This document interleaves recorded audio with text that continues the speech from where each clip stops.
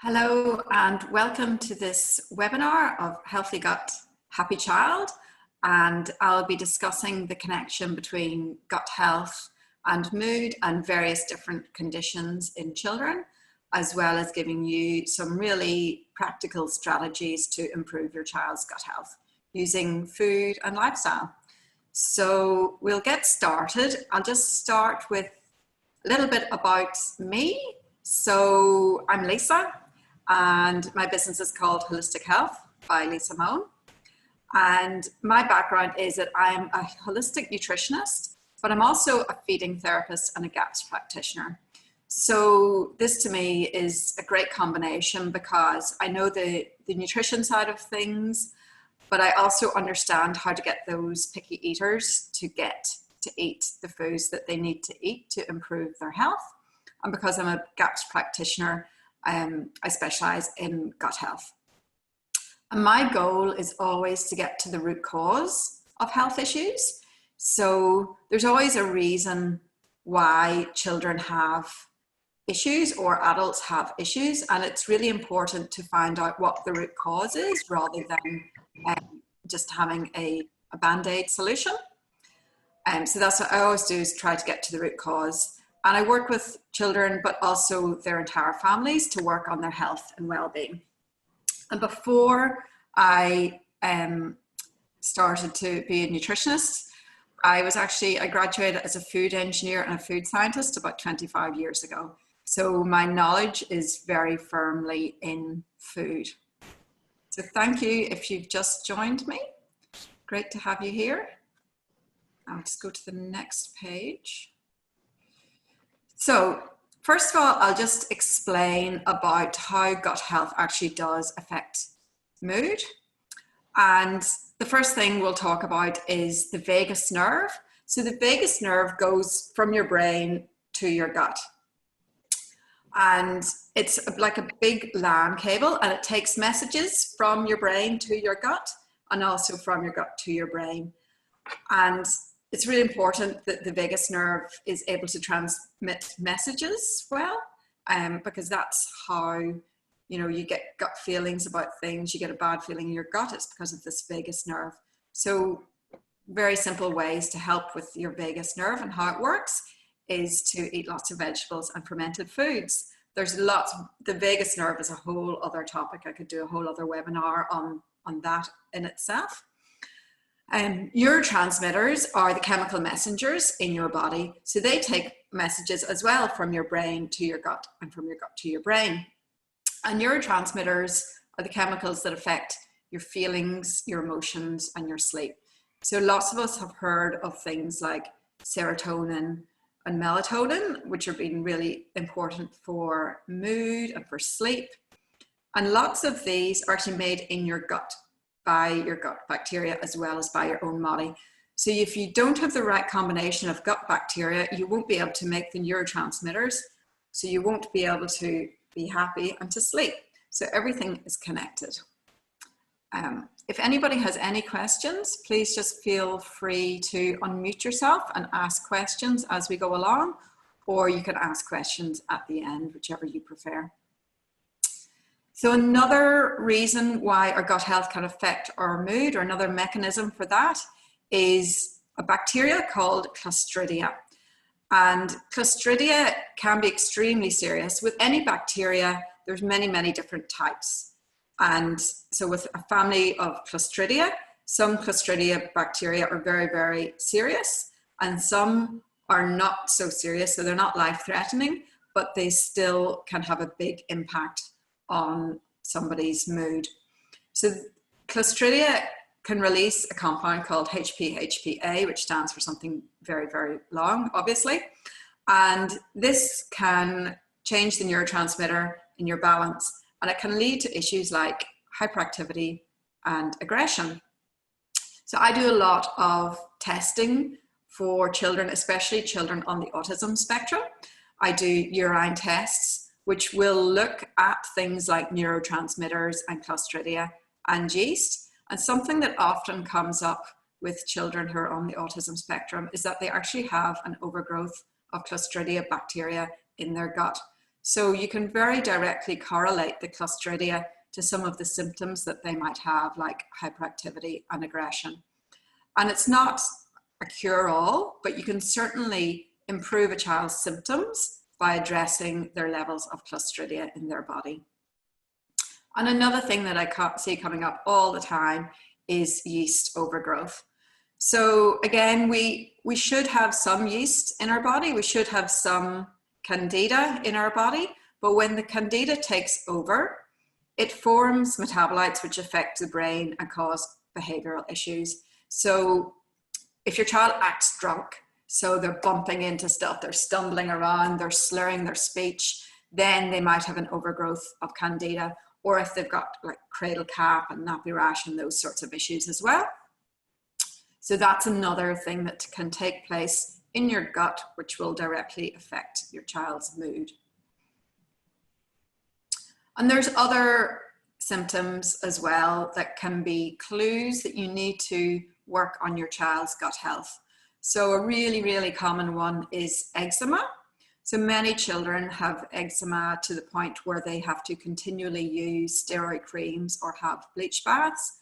But actually, if you get to the underlying cause of the eczema, which is very often their gut health, then you can reduce your reliance on things like steroid creams and bleach baths. If you see that your child reacts to many different foods or environmental things like dust mites, then again, by working on their gut health, you will reduce their sensitivity to many foods. When I do allergy testing with children, some children come back and they're basically sensitive to most foods that they have been tested for. And what that really means is that they've got a leaky gut. So the proteins in those foods, which should not be getting into their bloodstream, are actually getting into their bloodstream. So they do have to cut out those foods for a period of time to let their gut heal. But at the same time, their families need to work with them on their gut health so that ultimately they don't have to restrict these foods because their gut is a lot more robust. And then depression and anxiety. I mean, I think 30 years ago, nobody would have ever predicted the level of depression and anxiety in our children today. And again, there's so much research out there about the effect of food on mood and gut health on mood and bacterial diversity in your gut and mood. So there's a huge body of evidence there already. Things like autism, OCD, ADHD have all grown significantly in prevalence in the last generation. I think the latest figures for autism in the US was something like 1 in every 56 boys will be diagnosed with autism, compared to 1 in say 5,000 a generation ago. So a huge increase. And again, lots of research there to suggest that gut health and the gut-brain connection is playing a role there. And more sort of commoner garden issues that I see all the time as well is things like recurrent worms. The children who they take the Combantrin for their worms, and then a month later they have worms again and they have to take Combantrin, and the cycle just continues, and parents are really struggling to break that cycle. And I mean, there's a huge amount of lifestyle things that come to play there, but really if your gut immunity is strong enough, then the worms can't take hold. So you need to think of your gut like a rainforest. That's a healthy gut is like a rainforest. They've got the big trees, they've got the little trees, they've got all the different bits and pieces going on. It's really diverse. But what happens with a lot of children is that it's more like, where a bushfire has gone through nearly. So there are trees still standing, but there's no undergrowth. And that's when things like worms can take hold. Obviously, constipation, diarrhea are very obvious signs that your child has an issue with gut health, belly pain, bloating. And often people say, that's just my child, or that's normal for them. Because they've always had the constipation, always had the diarrhea, they kind of think, well, that's just them. But that is actually really quite straightforward to treat, often by addressing diet. So I've talked a lot about gut health and, you know, the disaster that we have at the minute with gut health. And you're probably wondering, well, you know, why does this, what has happened? Why all of a sudden do we have this explosion in gut health issues? And this is a list that I've put together of reasons for poor gut health. And the first one on the list is antibiotics. So when I was a child, I don't know that I ever had antibiotics. I'm sure I did once or twice. The generation before that, probably only if they had a very serious illness did they have antibiotics. The generation before that was probably getting into territory where antibiotics hadn't even been invented. So there is no doubt that antibiotics have a negative effect on your gut health because they kill bacteria, and those bacteria are actually really, really important. So if your child has recurrent ear infections, so that they're having antibiotics every 6 weeks, every month, you know, 13, 14 times a year, then their gut never recovers, because some of those species in your gut take about a year to recover from a round of antibiotics. So if you're having multiple rounds of antibiotics in a year, their gut health will never improve. It is extremely windy where I am. If my roof lifts off, then just don't worry about that. I'm getting some flashing lights here. I don't know if somebody has asked a question. Okay, so I'll just answer this question. If a child is only eating rubbish and nothing healthy, it will affect their gut health and current issues and have behavior and learning difficulties. Absolutely. So if a child is only eating crackers, chips, all that highly refined processed foods, that all gets digested super, super quickly and super, super early in the gastrointestinal tract. So there will be no food left to feed the bacteria which are in your large intestine. So yes, a huge reason, which we will get to in the section processed diet, a huge reason why gut health has deteriorated is because we're not eating the foods that feed those good bacteria. So they're dying. Genetics are important, as is family history. So some people have a genetic susceptibility to poor gut health. And if your grandparents had a bad diet and took lots of antibiotics or had a lot of stress, that actually gets carried through to you. So what you do today will affect your grandchildren's health. So really important. Don't think that you're just affecting you, but you know, whatever you do will affect future generations if you haven't had your children yet. Stress, we live very stressful lives, and that also has a negative impact on our gut health. And as we've just talked about, if you're eating only processed foods, only refined carbohydrates, not enough fruit and vegetables, prebiotics, probiotics, that will cause your good bacteria to die out. Reflux medication. When I had my first child 12 years ago, there were some babies around that time had reflux medication. But the statistics on the increase on babies having reflux medication is absolutely horrendous. It is so prevalent. It's nearly a given that you go to your doctor and you say that your child has these symptoms of reflux and you get medication for that. And there's no doubt that some children have reflux, but there are better ways to address it than to give them medication. Because what the medication does is that it makes their stomach less acid. And we need that acid in our stomach. We need it to keep out bad bacteria. We need it to help us digest our food, which is why children who have extended periods of reflux medication have more arm and leg fractures down the track. Down the track, I mean when they're 2 or 3, because they haven't absorbed the nutrients from their food to make their bones stronger. And they're also more susceptible to get gastroenteritis, so tummy bugs, because they don't have the acid there to kill bacteria when they come in contact with it. Anti-inflammatory drugs is less important for children because generally I don't see many children that are taking anti-inflammatories, but toxic exposure is another issue. And I do hair tissue mineral analysis on kids to see what heavy metals they've been exposed to. And it's pretty shocking what I see come up in that. Things like arsenic, aluminium are found in many, many children, and that will have a negative impact too. So moving on, what's up? Moving on to the next page. So this is kind of the hit list of what to do to improve your gut health.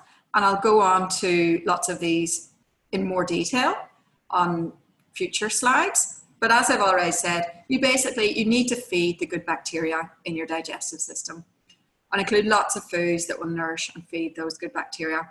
And as I say, we'll talk about those in a minute. Take probiotics and eat fermented foods daily.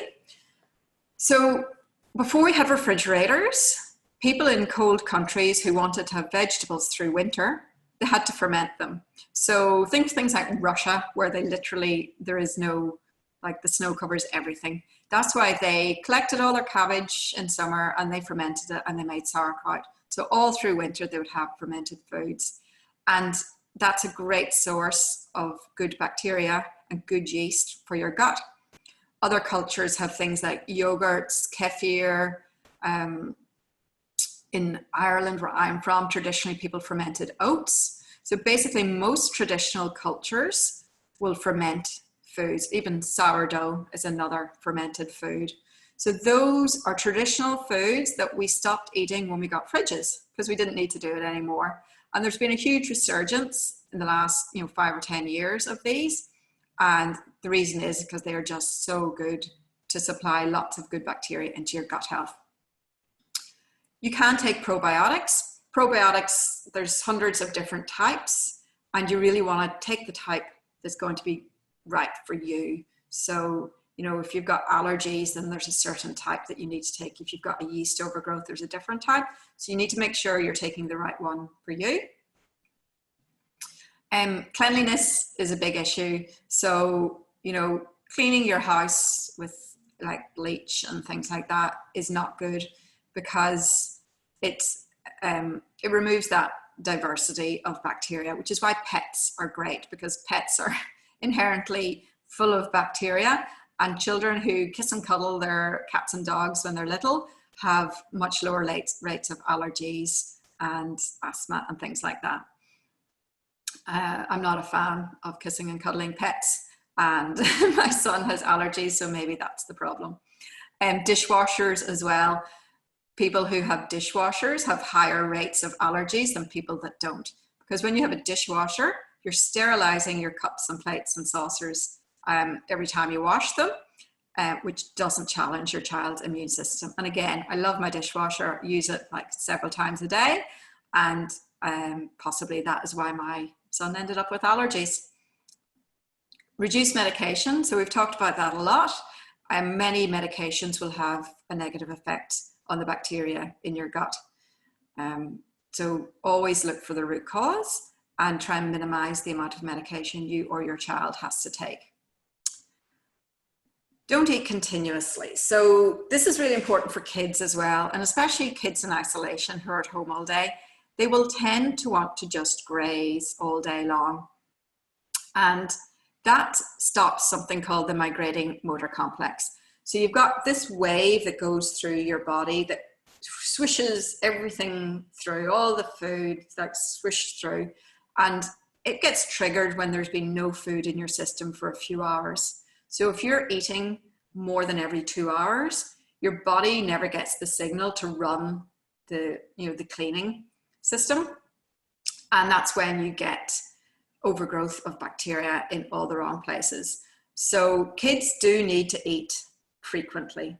So kids do need to eat breakfast, morning tea, lunch, afternoon tea, dinner, the majority of kids, or else they get hangry, they get blood sugar issues, they get tantrums. So you do need to feed children like at 7 a.m., 9:30, 12. But the key is not to give them their breakfast at 7, then second breakfast at 7:30, then give them a piece of fruit at 8:30, and then morning tea at 9. So make sure you do have that clear space between the two sittings, which is easy enough in a school setting or a daycare setting, but at home, it's easy to just feed your child and you think, oh, but it's healthy food, it's an apple, it's nuts, whatever. It doesn't matter. They need that clear space. Include healing foods, which we'll talk about again on a further slide in more detail. Stress management and exercise.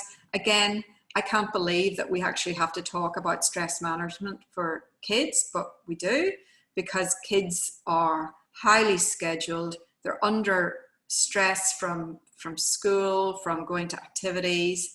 If a child has ADHD or any behavioral issues, they're under a huge amount of stress to conform at school. So they're getting told, you know, so many times in the day, you need to do this, stop doing this. And that is very, very stressful, which continues the cycle of gut health, mind-body connection.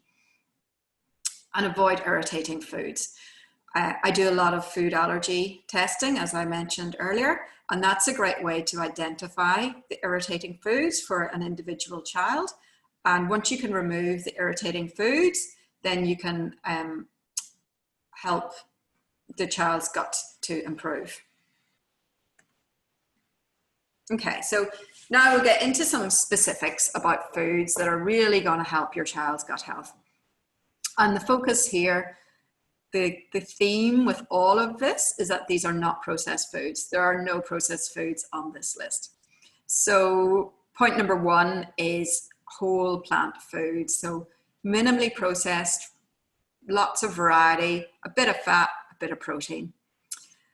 So legumes, fruits, vegetables, and nuts. Legumes are the ultimate budget food, because if you buy them dry in bulk and prepare them properly, so you need to soak them for 24 hours, drain them, change the water, and then boil them for a few hours.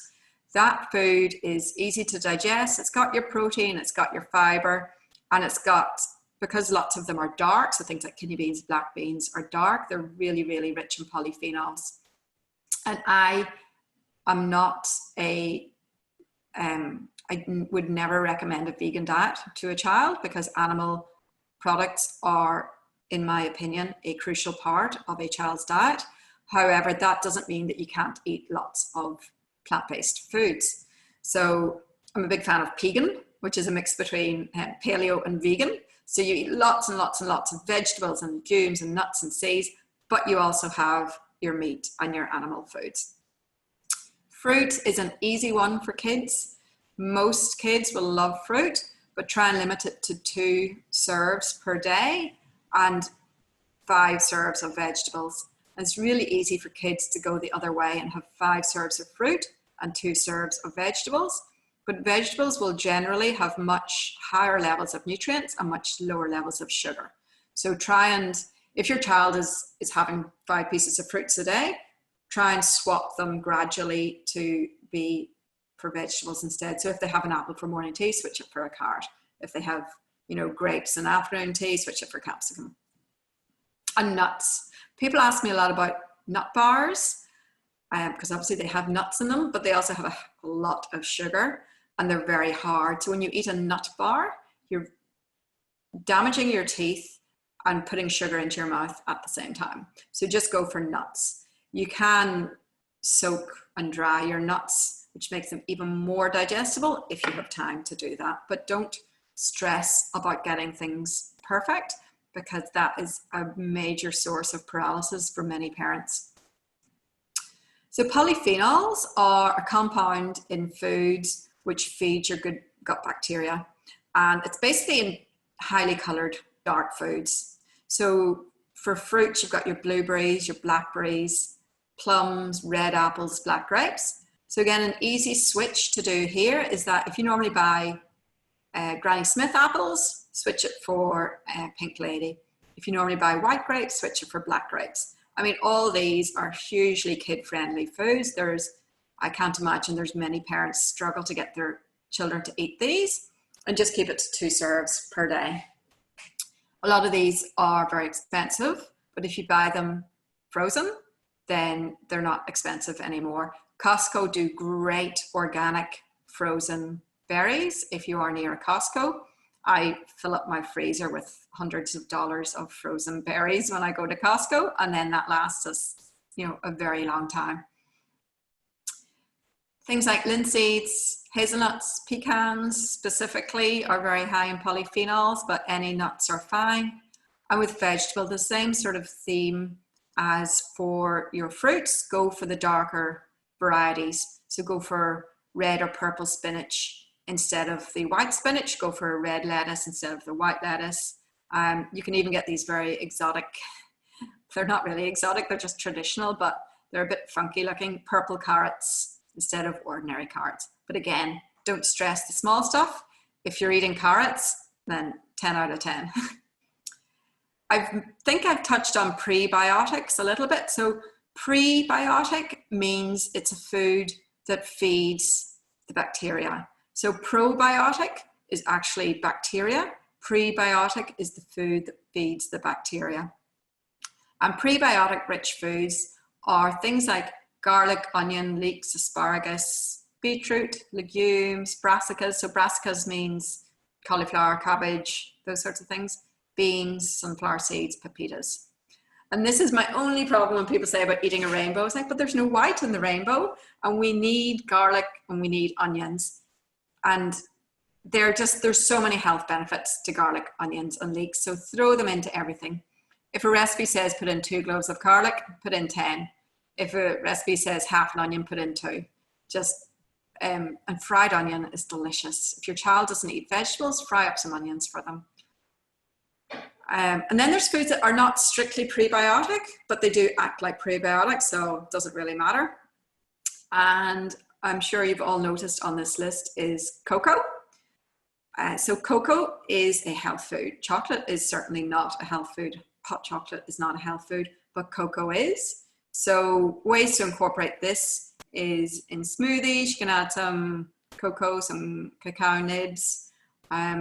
Even if you do want to give your child a treat, train them to eat the really, really high cocoa chocolate, the like 85% chocolate, because full of polyphenols, great for your brain, great for your gut.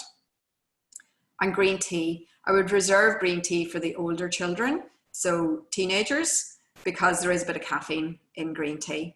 Full of antioxidants, really, really good for you, but it does have a bit of caffeine. And then resistant starches, so legumes, you can see legumes are hugely important here for gut health.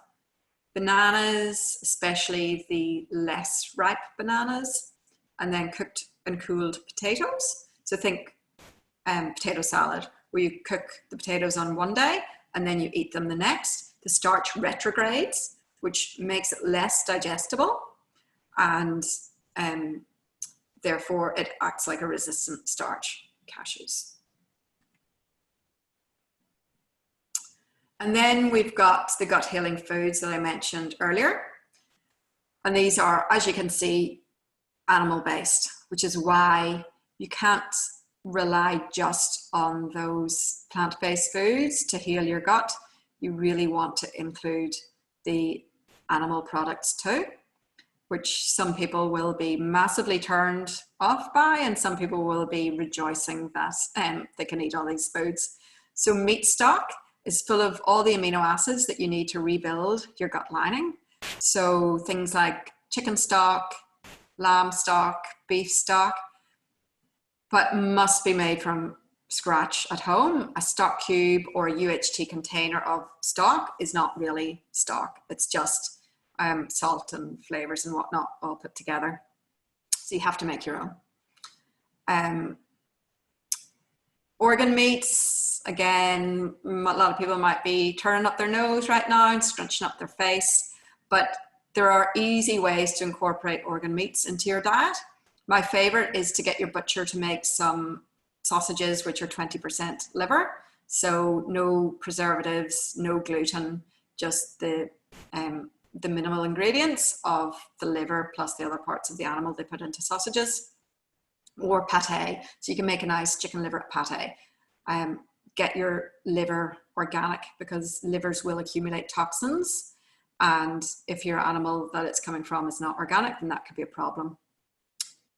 Cold water fish So salmon, trout, things like that, really full of the fatty acids that are important for your gut, and gelatinous meats.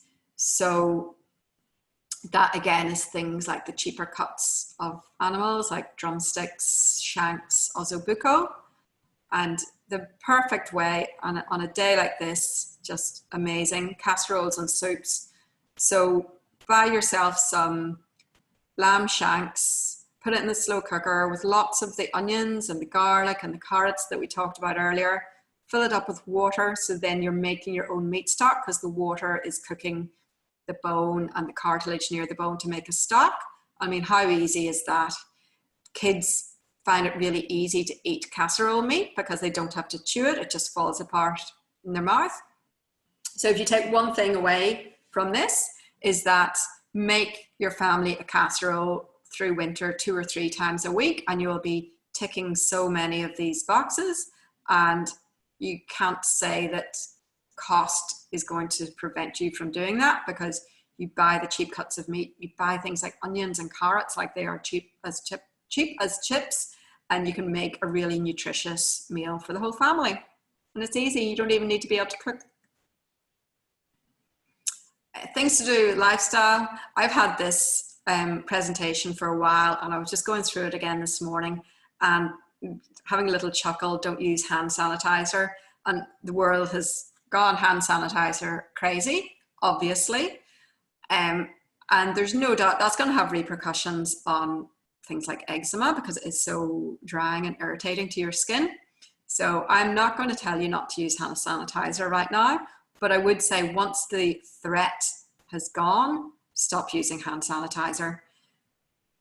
It's triclosan, which is in many hand sanitizers, has been banned in many countries. Also check your toothpaste for triclosan, because it's in there. And there's a microbiome in all the different parts of your body. So you have an oral microbiome. So you have a balance of bacteria in your mouth. And if you're using triclosan, mouthwash, all those things that have antibacterial agents in them, you're killing off a lot of the bacteria, and that's when things can actually get out of balance. So, brush your teeth, floss your teeth, do all those good dental hygiene things, but just don't use triclosan in your mouth.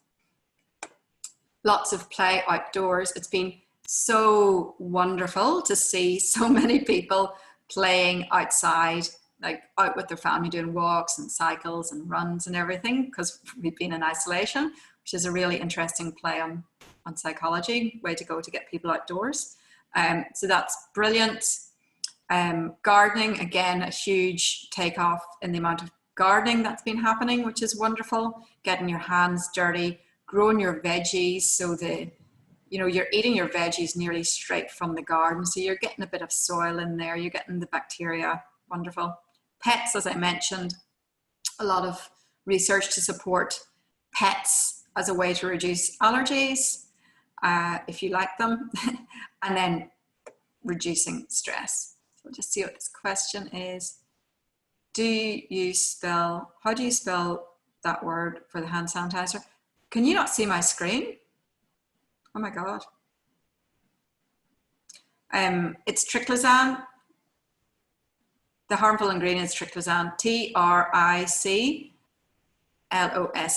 I'm sorry if you can't see my screen.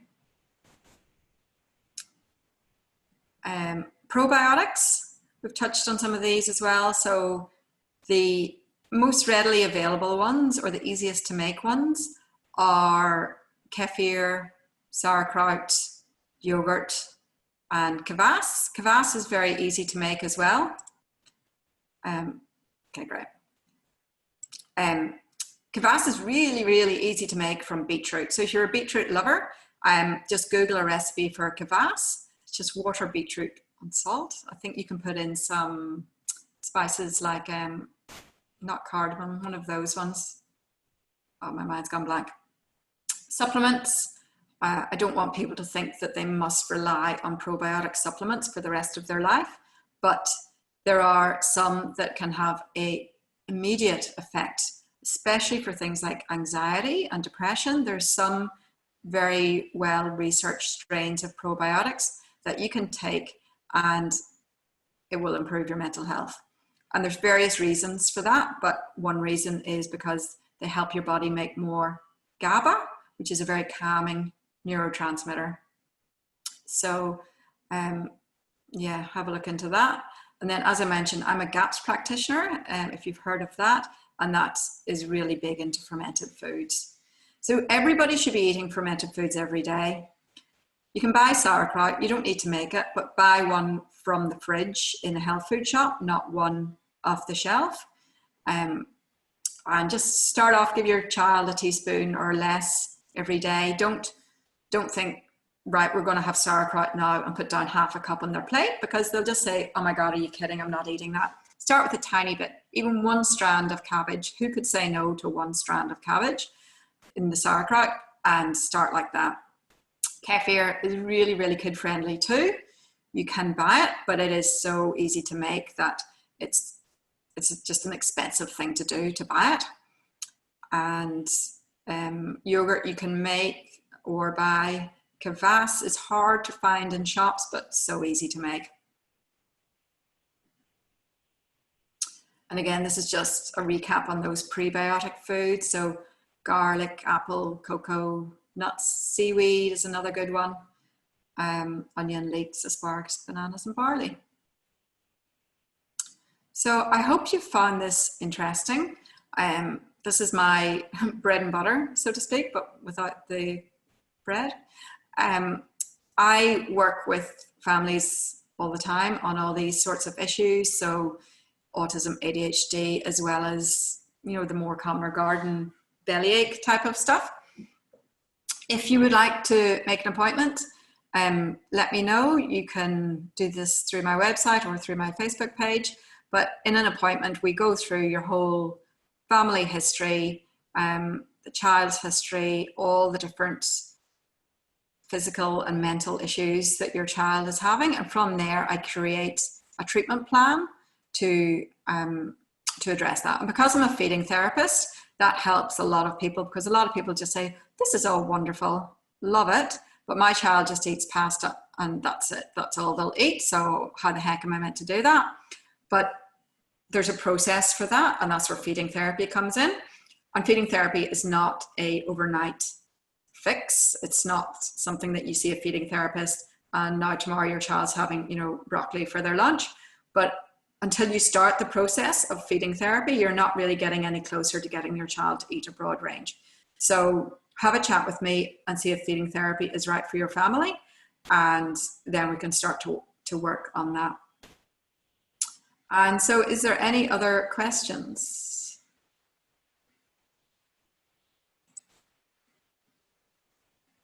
If there are any other questions, just type them in now. For the people who couldn't come today, who had registered, I will email this out to you, but you can't hear this. So any other questions?